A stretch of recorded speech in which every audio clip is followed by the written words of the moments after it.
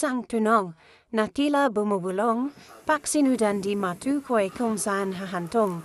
Dadaan ang lilim, otite katahimikan, pati saya ligarma di nasisinagan saya, isang iglapang kaluluwa ay tatalima sa isang kapangyarihan mahiging, mistulang, alingongo, sa kawalang, walanang, sariling, pagpapasyotete tuluyan, nang ang kinenenbulong na, sinundan.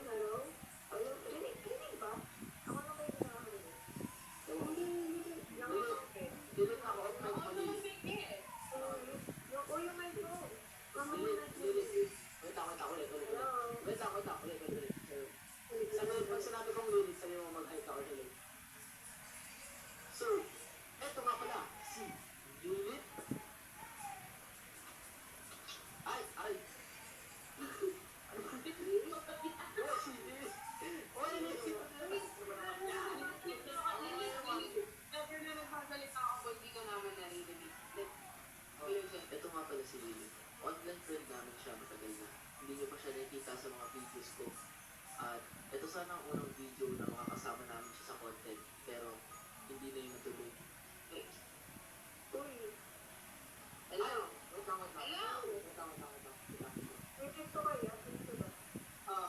Sa oras na to, biglang nag-chat si Lily sa Discord server namin. Sinasabi niya na nanobat daw yung at hindi siya makakasali sa video. Nawala na kami ng gana nun, kaya hindi na namin tinuloy. Ano daw naman? Ay! Nalobat na.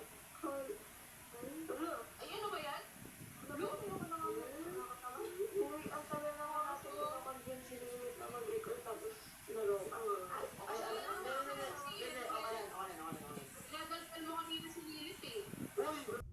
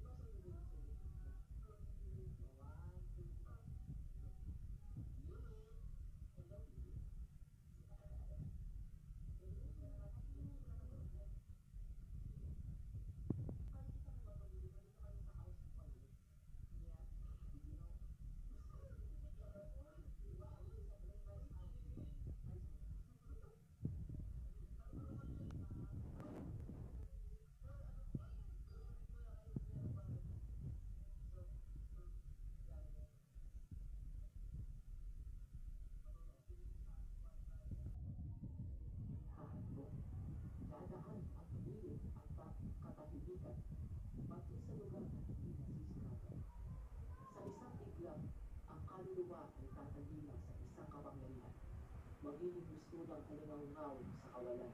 Wala nang sariling pagpapasya at tuloy ang aangkinin ng gulong na sinangkan. Dahil madaling araw na, hindi na ako nagsasalita. Nahimik na ako nagko-computer dito sa bahay namin. At ito ang mga nahanap ko.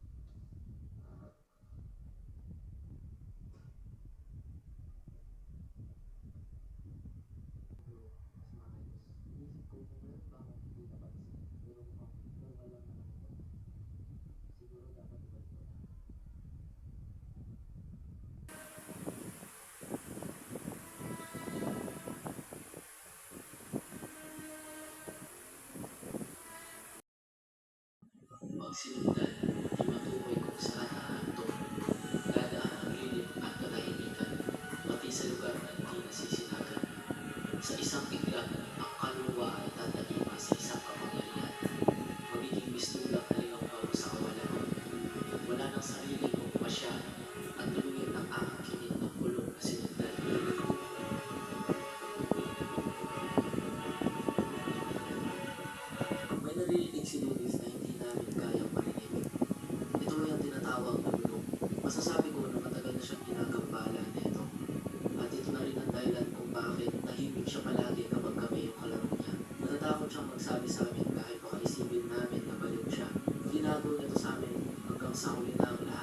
Kung sino man yung bumubulong, ginawa na ito ang kaluluwa ni Lilith at inilagay dito sa karakter niya. Na-realize ko na hindi pala talaga nawala si Lilith. Nandito lang siya, nakatago sa Minecraft world ko. Kasama ang bumubulong na nakatago dito sa malaking pader ng obsidian na to. Nandito lang siya sa likod, nakikinig at narinig niya ang lahat. Simula pa nung pumunta ako sa bahay ni Lilith para kunin